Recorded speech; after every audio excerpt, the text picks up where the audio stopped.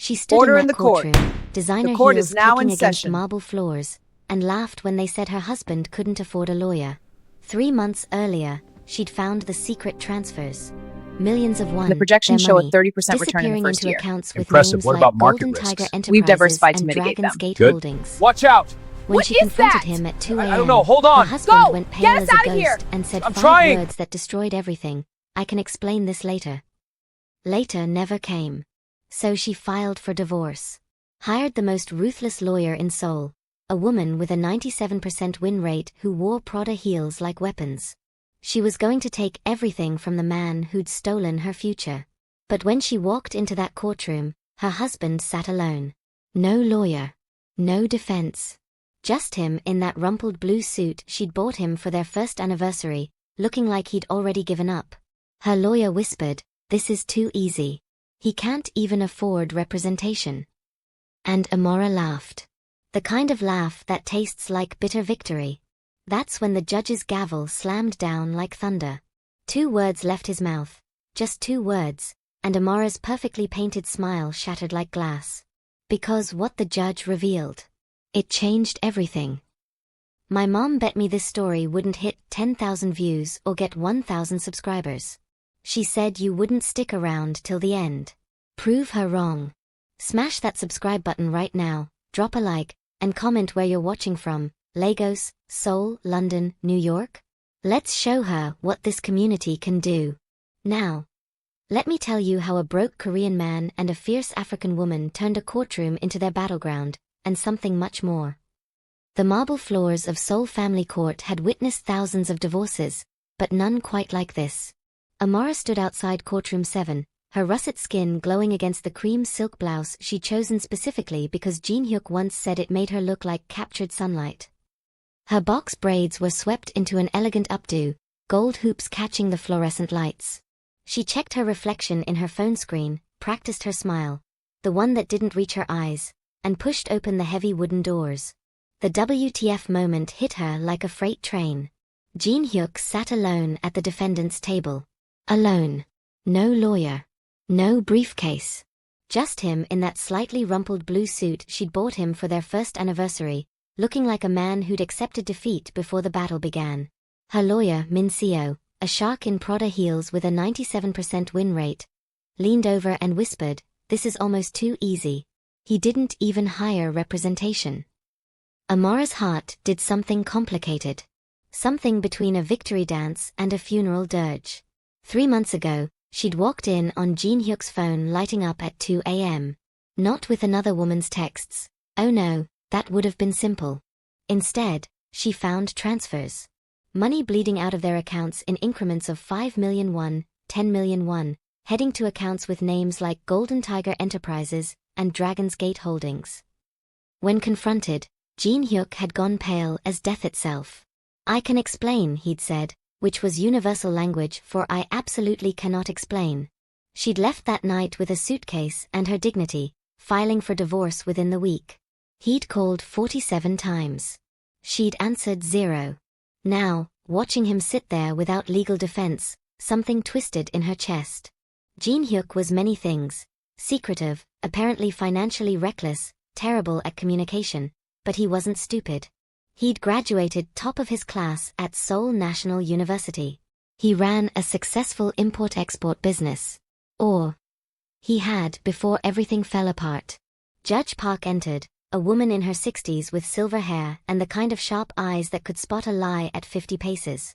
Case 2024 Family, 8847. Park Amara vs. Park Jin-Hyuk. Divorce proceedings. Her gaze landed on Jin-Hyuk's empty table. "Mr. Park, I don't see legal representation present." Jin-Hyuk stood, and Amara hated how her breath caught. 6 feet of lean muscle, sharp jawline, eyes the color of dark coffee. The universe had been criminally unfair making a man that beautiful. "Your Honor, I'll be representing myself." The courtroom rippled with whispers. Min-seo actually giggled, a sound Amara had never heard from her before. "He can't afford a lawyer," she murmured, loud enough for the front rows to hear. That's when Amara laughed. She didn't mean to. It bubbled up from somewhere dark and bitter, A laugh that tasted like vindication and rage, and 3 years of marriage dissolving like sugar in rain. The man who'd hidden money, who'd destroyed their future, couldn't even afford to defend himself properly. Poetic justice. Judge Park's gavel slammed down with the force of divine judgment. Chambers. Now. 2 words. That's all it took for Amara's laugh to die in her throat. The private chambers smelled like old books and expensive tea. Judge Park settled behind her desk, fingers steepled, expression unreadable. Mrs. Park, I've seen many things in my courtroom. Anger, tears, even violence. But mockery. She shook her head. That was beneath you. Amara's cheeks burned. Your Honor, Do you know why your husband has no lawyer, Mrs. Park? Silence. Judge Park opened a folder, slid a document across the polished wood. Because 3 months ago, Jin-Hyuk Park liquidated every asset he possessed. His business, his inheritance, his investment portfolio, totaling approximately 2.3 billion won. Do you know where that money went? Amara's hands trembled as she picked up the paper. Her eyes scanned the text once, twice, 3 times, because it couldn't possibly say what she thought it said. Recipient, Adeyemi Medical Foundation, Lagos, Nigeria. Purpose, experimental treatment for Amara Park's mother, Grace Adeyemi. Diagnosis, stage 4 pancreatic cancer. The room tilted. Her mother, who lived in Lagos, who Amara video-called every Sunday, who'd been complaining of stomach pains but said it was just stress, and nothing to worry about, my darling. Her mother had cancer. And Jin-Hyuk had known. Had emptied everything, to save a woman who made him egusi soup every time they visited, who called him my Korean son, who'd welcomed him into their family like he'd been born into it. The treatment, Judge Park continued softly, is experimental. Not covered by insurance. Your husband sold his company to pay for it. He was planning to tell you once your mother was stable, but... She gestured vaguely at the divorce papers. Amara couldn't breathe. Your mother begins treatment next week. She has a 60% chance of full recovery. Because of him.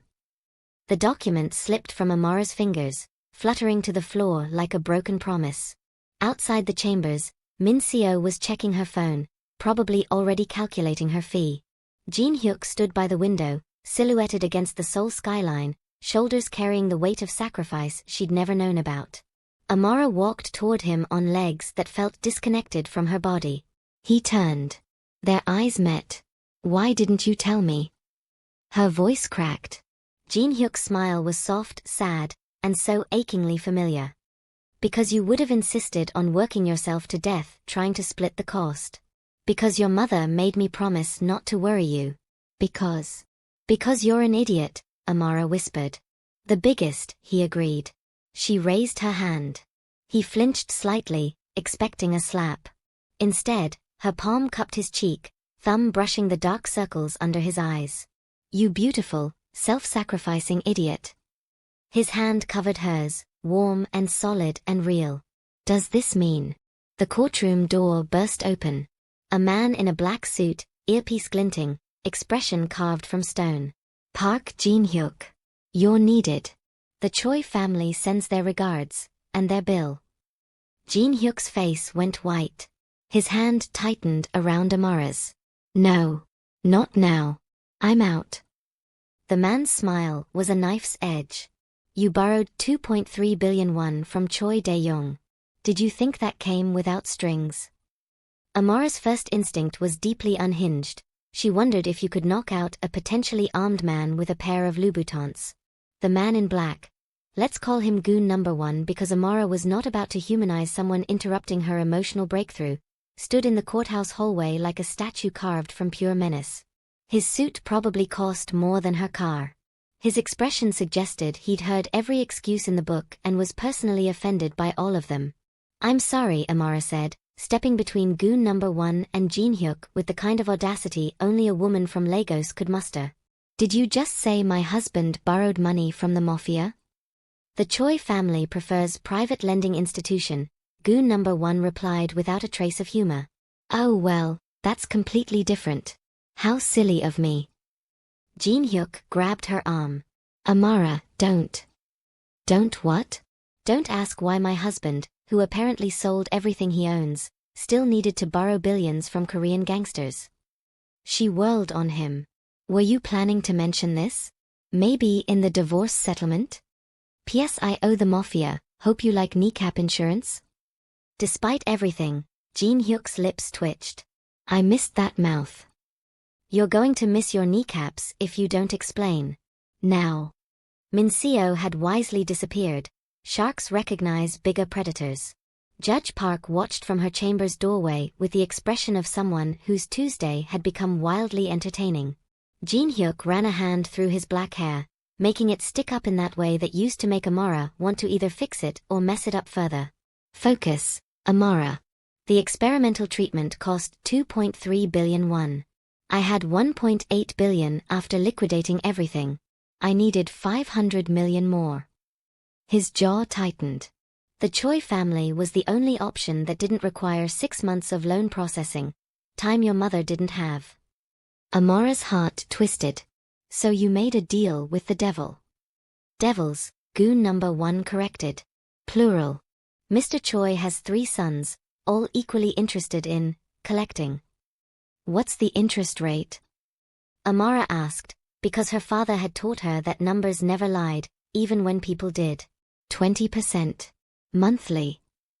The courthouse hallway became a wind tunnel. That's 100 million won per month. Jin-Hyuk, that's impossible to pay without my business. I know. His coffee-dark eyes met hers, and she saw the exhaustion there, the fear he'd hidden behind lawyer-less bravado. I was going to figure something out. Figure something out? What's your plan? Rob a bank? Start a K-drama about your tragic life?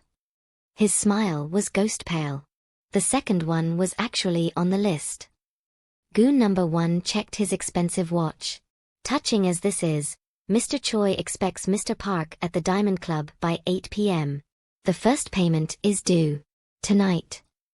Amara's mind raced like her father's old Peugeot on Lagos highways, fast, slightly dangerous, and fueled by pure determination. How much?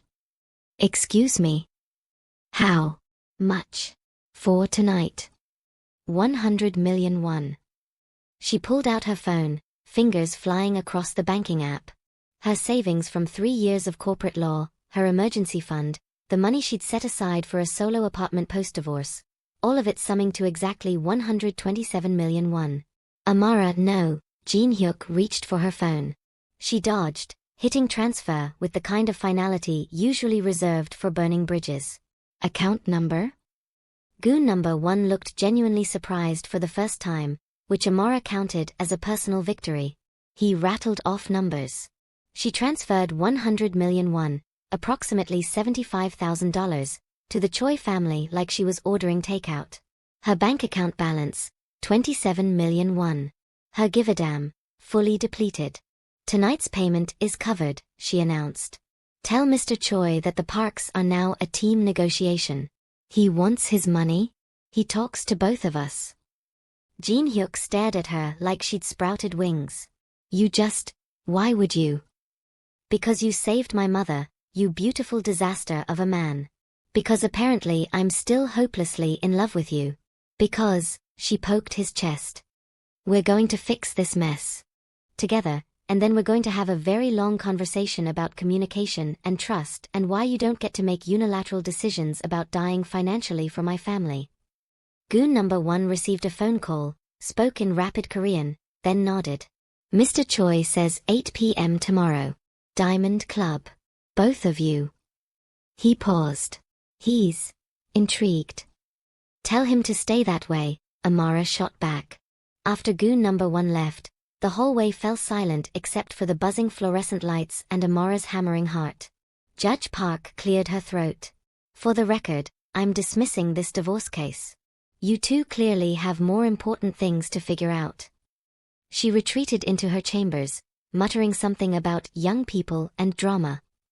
Jin-Hyuk caught Amara's hand. You didn't have to. Shut up. Amara. I said shut up. She pulled him close, close enough to count the gold flecks in his dark eyes, close enough to feel his breath hitch. You sacrificed everything for my family. What kind of wife would I be if I didn't fight for ours? Ex-wife, he whispered. Technically. Technicalities are boring. She traced the line of his jaw, felt him tremble under her touch. I want the truth, Jin-Hyuk. All of it. The Choi family, the money, everything. No more secrets. It's dangerous. I'm a woman from Lagos who just transferred her life savings to the Korean Mafia. Danger is my middle name. Well, actually it's Kayamaka, but you get the point. His laugh was rough, relieved, real. I missed you. God, Amara, I missed you so much. Show me, she breathed. He kissed her like a man starving, like 3 months apart had been 3 centuries, like she was oxygen and he'd been drowning. His hands cupped her face, gentle despite the desperation, and Amara melted into him, tasting coffee and mint and home. When they finally broke apart, foreheads pressed together, she whispered, we need a plan. I know. A really good plan. I know. Because if the Choi family is who I think they are. Jin-Hyuk's phone buzzed. He checked it, and his face went carefully blank. What? He turned the screen toward her. Unknown number, your wife is brave. Pretty too. The youngest Choi son has already asked about her. See you tomorrow. D.C. Below the text, a photo of Amara and Jin-Hyuk kissing in the courthouse hallway, taken from a distance, timestamped 3 minutes ago. They were being watched. Amara had been to plenty of clubs in Lagos, the kind with generous AC, watered-down drinks, and at least 2 fights per night. The Diamond Club in Gangnam was not that. Chandeliers dripped crystal tears over white marble floors. Women in dresses that cost more than monthly rent draped themselves over men in suits sharp enough to cut. Everything gleamed, the bottles of champagne, the gold fixtures, the smiles that promised pleasure and delivered danger. I'm underdressed, Amara muttered, smoothing down her black cocktail dress, the nicest thing she owned that didn't require a special occasion or a small loan. Jin-Hyuk's hand found the small of her back, warm through the fabric. You're perfect. Liar. Beautiful liar. Despite the fear fizzing in her veins like bad champagne, she smiled. Better. They'd spent the previous day planning. Well, attempting to plan. Mostly they'd ended up on Jin-Hyuk's apartment couch, the one she'd helped him pick out, the one that still smelled like her favorite vanilla candles. Talking until 3 a.m. He'd told her everything. How the Choi family ran half of Seoul's nightlife and most of its underground lending. How the patriarch, Choi Dae-young, was semi-retired but his 3 sons were hungry wolves in expensive suits. How Jin-Hyuk had walked into their office with a sob story and desperation, and somehow walked out with 500 million won and a contract he barely read. Stupid, Amara had said, curled against his side. Incredibly stupid, he'd agreed, pressing a kiss to her braids. We'll fix it. We'll try. Now, standing in the Diamond Club's VIP section, Amara wasn't sure trying would be enough. Choi Dae-young sat at the center of a circular booth like a king on a throne. 70s, silver-haired, eyes like flint. His sons flanked him, Choi Min-jae, eldest, already balding, looking bored, Choi Hyun-woo middle, handsome in a cruel way, watching Amara like she was dessert, and Choi Tae-young, youngest, early 20s, styled like a K-pop idol, grinning like chaos incarnate. Mr. and Mrs. Park.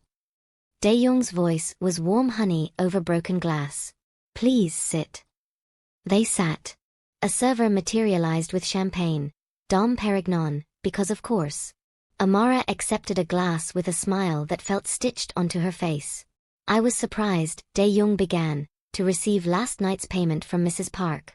Jin-Hyuk led us to believe he was alone in this endeavor. Plans change, Amara said smoothly. I'm very involved now. Hyun-woo leaned forward, smile sharp. How involved? Jin-Hyuk's hand tightened on her knee under the table. She covered it with hers, squeezed once. I've got this. Completely involved. My husband's debts are my debts. His problems are my problems. And his solutions, she met Dae-young's flint-gray eyes, will be our solutions. Tae-young laughed, bright and unsettling. I like her, Appa. She's got fire. Fire burns, Min-jae muttered. Only if you're stupid enough to touch, Amara shot back. The table went silent. Then Dae-young laughed, a sound like grinding gears. You married well, Jin-Hyuk. A woman with spine. The strongest I know, Jin-Hyuk said quietly. Amara's heart did a complicated flip. So? Dae-young steepled his fingers. You paid this month. What about next month? And the month after? The interest doesn't stop, Mrs. Park. The clock doesn't pause for love stories. This was it. The pitch Amara had rehearsed 17 times in Jin-Hyuk's bathroom mirror. I have a proposal. Jin-Hyuk's import-export business was successful before he liquidated it. We rebuild it, better, faster, with proper funding. We use the profits to pay you back, with interest. Fair market rate, not 20% monthly. We're not a charity, Hyun-woo said coldly. And I'm not asking for one. I'm offering a business partnership. You invest in our rebuild, say, 300 million won. We pay you back at 5% monthly, which is still predatory but at least survivable. Plus, you get 10% equity in the business for the first 2 years. Amara had stayed up until dawn running numbers. It was risky. It required them to triple their previous revenue. But it was possible. Min-jae looked intrigued despite himself. What's the business model? Jin-Hyuk spoke up, voice steady. African-Korean trade. Specialty goods, shea butter, textiles, art. There's a growing market in Seoul for authentic African products. I had connections in Lagos through Amara's family before I shut down. We can rebuild those, expand them. Taeyong was practically bouncing. That's actually cool. K-beauty meets African beauty? The Instagram potential alone. This isn't about Instagram, Min-jae snapped. Everything is about Instagram, Hyung. Welcome to 2024. Dae-young silenced them with a look. An interesting proposal. But it requires trust. Why should I trust that you won't simply take my money and disappear? Amara had expected this. She reached into her purse, pulled out a document, slid it across the table. Our marriage certificate. We refiled it this morning. Also, a contract stating that if we default, you have full legal claim to both our assets, including my mother's house in Lagos, valued at approximately 200 million won. Jin-Hyuk's head whipped toward her. Amara, you didn't. I did. She met his eyes. All in, remember? His expression was devastated and odd and so full of love she could barely breathe. Dae-young examined the papers, expression unreadable. The silence stretched like pulled taffy. Finally, I'll consider it. 1 week. During that week, you'll work for us. Prove you're worth the investment. Work how? Jin-Hyuk asked carefully. Hyun-woo's smile was a scalpel. We need a new logistics manager for our import operations. Jin-Hyuk has the experience. He'll start Monday. And me? Amara asked. Taeyong's grin widened. You gorgeous, get to help plan my club's grand reopening. I need someone with style, brains, and the ability to handle difficult clients. Sound familiar? It was a test. Obviously a test. Probably dangerous. Definitely stupid to accept. Deal, Amara said. They shook hands. Taeyong held on a fraction too long, eyes sparkling with mischief. This is going to be fun. Later, in Jin-Hyuk's car, Amara's hands shook as adrenaline drained away. That was insane, Jin-Hyuk breathed. Completely. You offered your mother's house. I did. Amara. She kissed him, hard and desperate and grounding. When she pulled back, she whispered, We're going to win. We have to. His phone buzzed. Both of them tensed. Taeyong, by the way, the club reopening is this Saturday. Black tie. Bring your A-game, Mrs. Park. Hyun-woo's ex will be there and she's a nightmare. Smiling face with horns. Saturday was 4 days away. Amara had learned 3 important things in the last 72 hours. The Choi family never slept. Seriously, did these people have circadian rhythms? Taeyong texted like a caffeinated teenager, despite being a literal Mafia prince. Jin-Hyuk looked criminally good in the tailored suits Taeyong's people had sent over for his new position. Currently, she was experiencing thing number 3 firsthand as Jin-Hyuk emerged from the bedroom in charcoal Armani, looking like he'd stepped off a runway specifically designed to destroy her focus. "Stop that," she muttered, stirring her coffee with unnecessary violence. "Stop what?" "Looking like that when I'm trying to plan how to survive a Mafia club reopening without getting us killed." His smile was slow, dangerous in a completely different way. "You think I look good?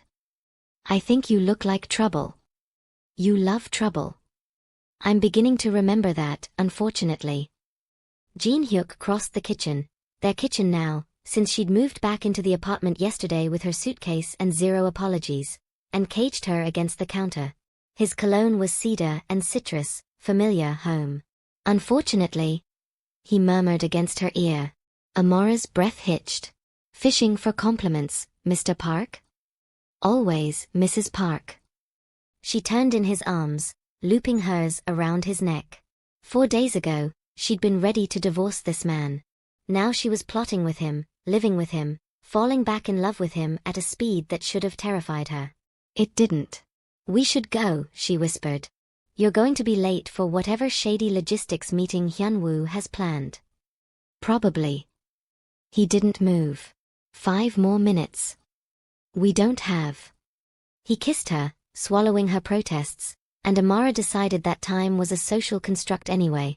His hands spanned her waist, thumbs tracing circles through her silk blouse, and she made a sound that was absolutely not professional wife of a fake Mafia employee behavior. "Jin-Hyuk," she breathed when they broke for air.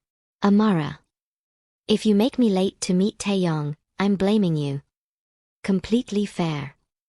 Another kiss, deeper this time, the kind that made her forget about clubs and debts and dangerous men. His hands slid lower, gripped her hips, lifted her onto the counter. Her phone exploded with notifications. Both of them froze. "Taeyong, where are you?" "Taeyong, Mrs. Park." "Taeyong, Amara." "Taeyong, I'm outside your building." "Taeyong, with coffee." "Taeyong, and gossip." "Taeyong, come down." "He's insane," Amara said flatly. Certifiably, Jin-Hyuk agreed, setting her down with obvious reluctance. "Also outside our building. With coffee."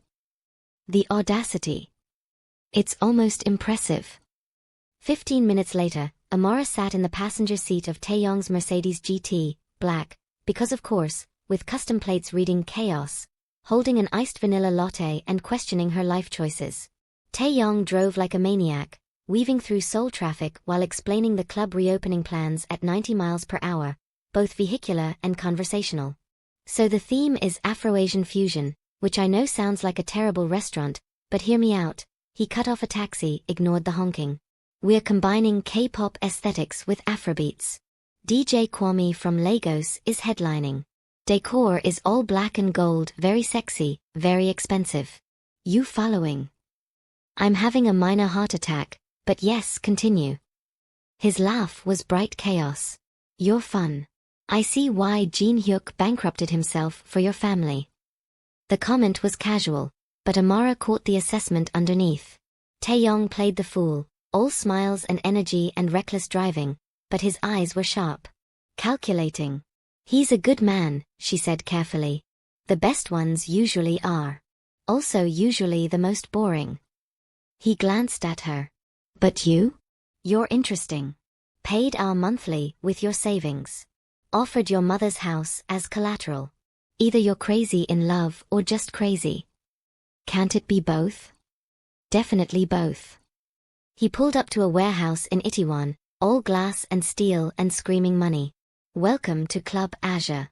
Or it will be, once we transform this boring-ass space into something legendary." The interior was cavernous, empty, echoing. Workers in hard hats were installing light fixtures. Someone was testing speakers that made Amara's ribs vibrate. "So," Taeyong said, spinning to face her with his arms wide. "What do you think?"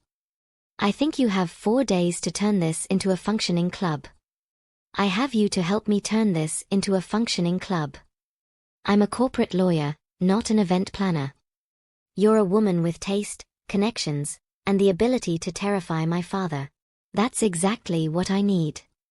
He pulled out his phone, showed her a Pinterest board titled, Azure Vibes Fire Sparkles. I need you to handle VIP invites, coordinate with the decorators, and, most importantly, help me manage Hyun-woo's ex. Why is his ex a factor? Taeyong's expression turned deliciously conspiratorial.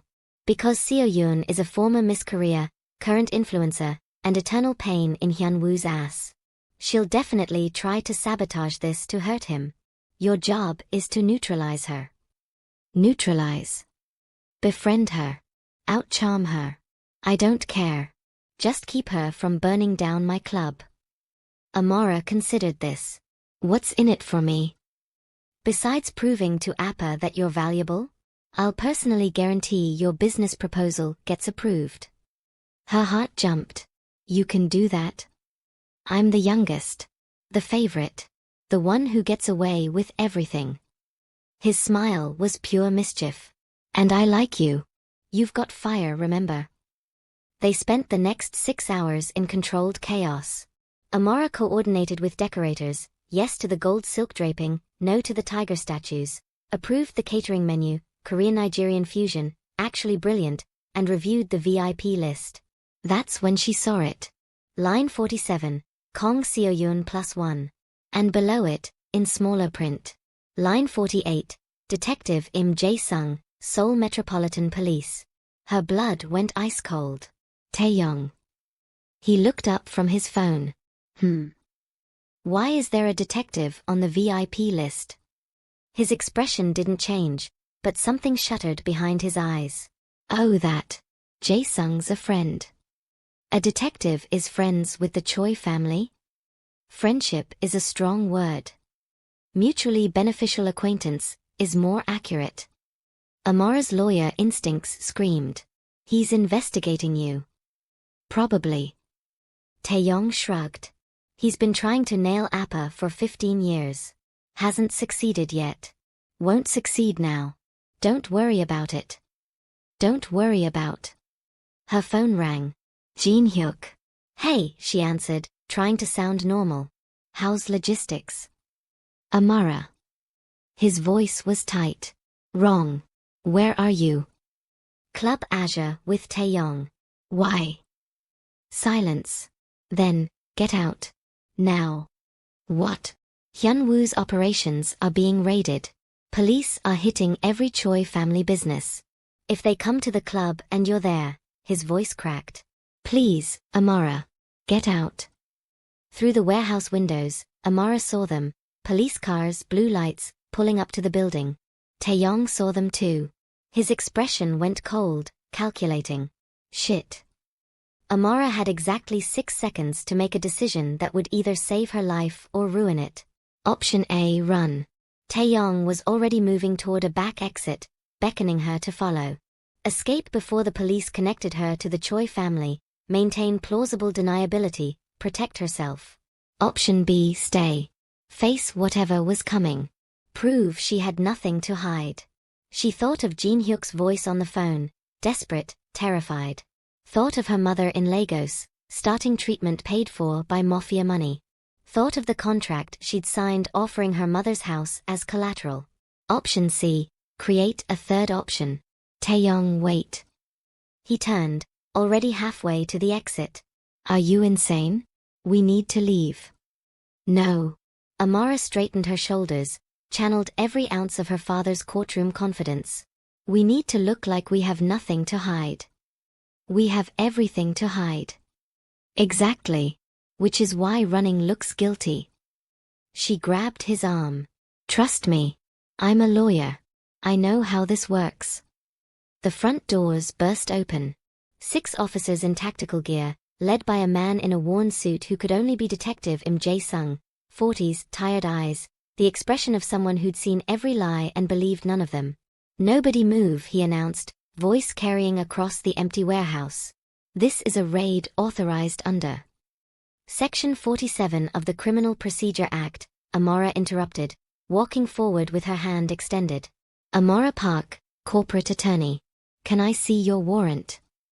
The officers looked confused. Jae-sung looked intrigued. Mrs. Park. He didn't shake her hand, instead pulling out a document.